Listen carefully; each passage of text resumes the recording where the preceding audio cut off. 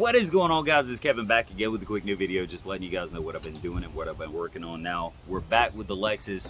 I did get the radiator fixed today. I drove the car around for a while to make sure there was no other issues like with the transmission or anything like that. I did come across a couple things. Now, one of the things that this car has had from the beginning was a hesitation at idle. It's a common issue when it comes to IS300s. It could be in numerous things, but I started with the very simplest of everything and it turned out to be the problem. So let me show you about the hesitation. Let me show you the interior of the car and just give you a little update on what to be looking forward to when it comes to this, when it comes to mods and stuff like that. I do have a couple of parts I want to show you guys. It's probably going to be the first upgrade. And yeah, let's get to it. Well, here's the engine. Like I said, I got the radiator fixed. I drove this car around for a little while this morning just to make sure that there's no back pressure when it comes to the coolant system. Did a compression check, made sure that there's no issues internally. So the block is good, the head is good, the head gasket is good, everything's sealed properly, so no overheating issues when it comes to that. Like I said, the hesitation issue was a problem from the beginning, and let me show you on the interior of the car. Actually, you guys, I don't think have seen the interior, so let me show you that either way. All right, and here's the interior.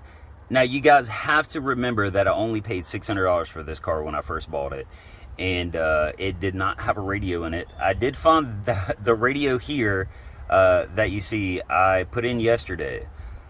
That radio I found at Goodwill for, I believe it was like 14 bucks. It's a 7-inch touchscreen. It does work properly. Everything works on it. But the problem is I didn't realize that it didn't have Bluetooth on it. So no Bluetooth. Good thing is I have this little adapter that you see right there that enables Bluetooth for it. So I'm going to leave this radio in here for a while until I can find something else that matches the interior a little bit better. But yeah, that's pretty much it. Let me show you guys what was going on with the hesitation. As for what the car was doing, I want you guys to pay attention to the RPM gauge right here. So let me start this up for you. Now, this is with the problem. Then I'll show you what the problem was. As you can see there, right? If I hit the gas on this thing, watch this. Now watch the RPM gauge. I'm gonna hit the gas fairly hard.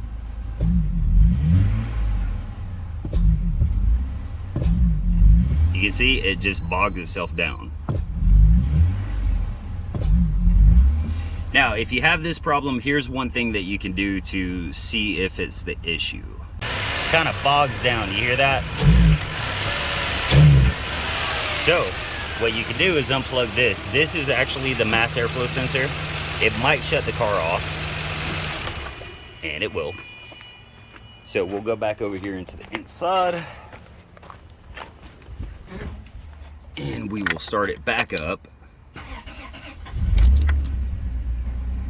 See how it's a little smoother? Now I'm gonna hit the gas.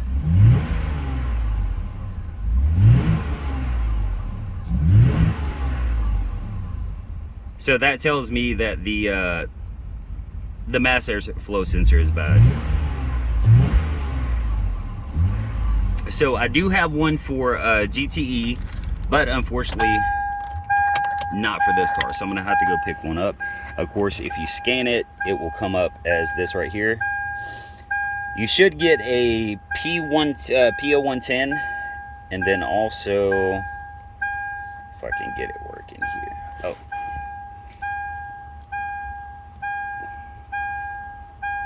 Well, my switch is not on. But anyway, you'll get a P0110, and then you'll get a P0100, which the PL100 will tell you it's a mass airflow sensor. And then this is the intake air temperature sensor. So you definitely want to get that done before, you know, using it as a daily driver. So I'm gonna have to go down and pick one of those up, and there's some other things that I want to show you really quick. Yeah, I'm gonna put the LS 400 calibers on them. These are 4-piston calibers. As you can see, I picked these up at the junkyard, I don't know, probably a couple of weeks ago. The front of it can go on the IS. So look how massive those calibers are. Let me see if I can show you here. Those are huge. That's what she said. And so I'm gonna clean these up, get them painted, and I'll show you guys how to do that. All right, and that's about it, guys. I've got to go to work tonight, so I've got the next couple days off after tonight, so I'm gonna get some stuff going. I really want to get Susan fixed and get it back to the owner. I know she's not like in a huge rush to get it back, but I'm kind of in a huge rush to work on it. Then, you know, the Turbo Civic, I want to make some content when it comes to that. This thing here, I do want it as a daily driver, and I do want to get it like everything fixed so I can start driving it every day, but I want to do it the right way. And final note, since I posted the video up of this car running, I've had probably 10 people hit me up, and like some from in-state and some from out of state. I actually have one dude from Arizona that hit me up. It's like, hey dude, do you want to sell your car? And I'm like, makes me feel good. But anyway, guys, let me get everything locked back up. I am done. Talk to you guys later.